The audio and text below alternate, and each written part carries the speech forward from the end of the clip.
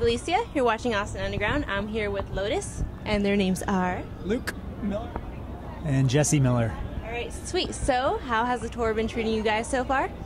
It's been good. I think we're on show 16 or 17 right now, so we've been at it for a little while, so getting into our groove. But yeah, we've had some really fun shows. Okay. Anything to say about that? Yeah, you know, some of the highlights were New York and Atlanta and Boston, but the tour's been going good so far, and I think we're about halfway through. Okay. So, of the 16 or 17 bands, which crowd has been more responsive? Let's see, Atlanta was really fired up. Yeah, I mean, I feel like all the shows have been going off, but yeah, New York, Boston, Atlanta, Asheville, we're all really hyped up, and yeah, kind of hoping for the same here in Austin. All right, cool. So y'all are a great electronic band. What made y'all decide to go into this direction?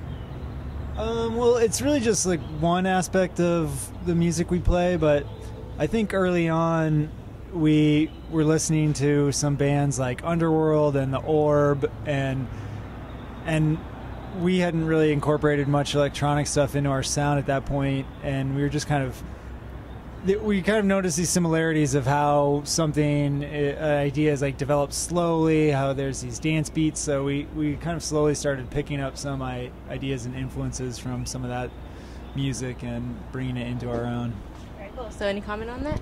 Yeah, it was just kind of a mood that I hadn't seen too many live bands do back when we started, which was, you know, a long time ago, but you know, now it's a little bit more common, but we just kind of wanted to bring a little bit of that club atmosphere into the rock show and kind of like find that middle ground and bring the two worlds together. All right, cool. So take us through the steps in the process it takes to like find an idea for a song, create it, and produce it. It's a really long process for sure. You know, when we're off the road and kind of just working on writing, sometimes we'll just try out a bunch of different things to kind of get just a kernel of idea. Like it might just be a basic beat or a kind of chord change, and you know that there's something there.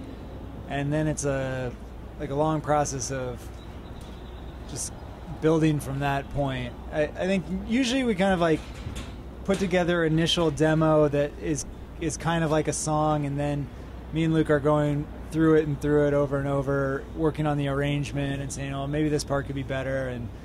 And so it's a lot of just of that, just like really refining, crafting something. And then once it's written, when we start playing it with the band or take it into the studio, then that's kind of its own process of like really getting the sounds where they need to be.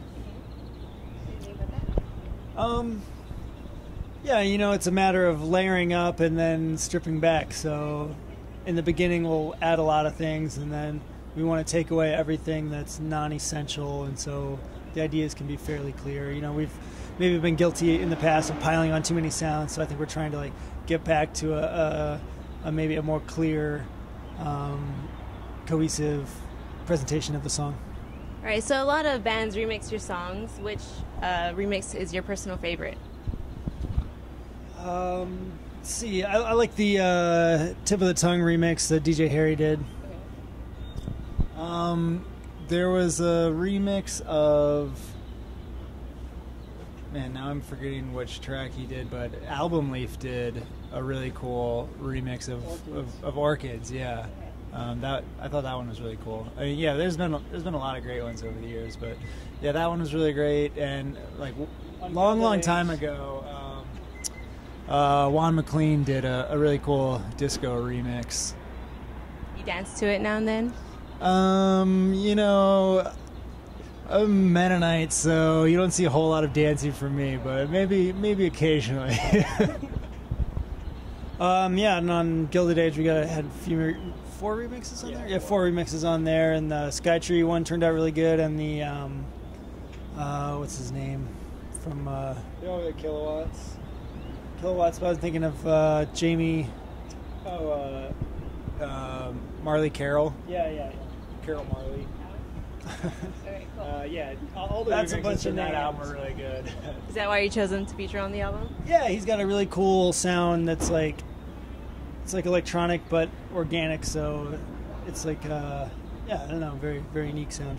All right, cool. So let's wrap it up with the last question. Let's talk about the future. What direction do you feel Lotus will move into? Well, I never feel like we're just going one direction. I kind of think it's always just expanding, taking more things in. But we've been working on a new record that's a little more polished, pretty dancey. Has some influences from disco and some other more like upbeat dance styles. Yeah.